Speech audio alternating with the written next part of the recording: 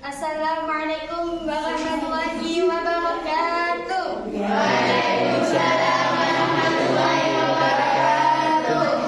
Alhamdulillahirabbil alamin wa bihi nasta'in ala umuri dunya waddin. Wassalatu wassalamu ala asyrofil anbiya'i wal mursalin sayyidina wa maulana Muhammadin wa ala alihi wasahbihi ajmain.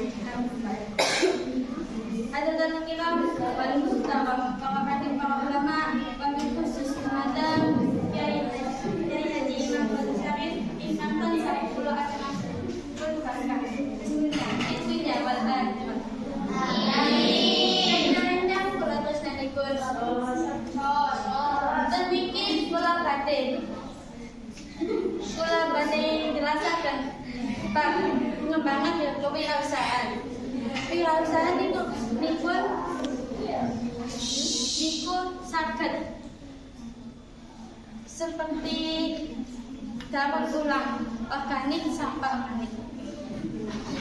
Saged dados barang jati seperti tas lan lemek damel lenggah. Pati kula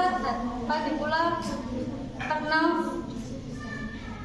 kembangaken ingin dadi pengusaha negeri, tapi boten saged karena tasih dereng rezekinipun. Kula temiki badhe menjelasaken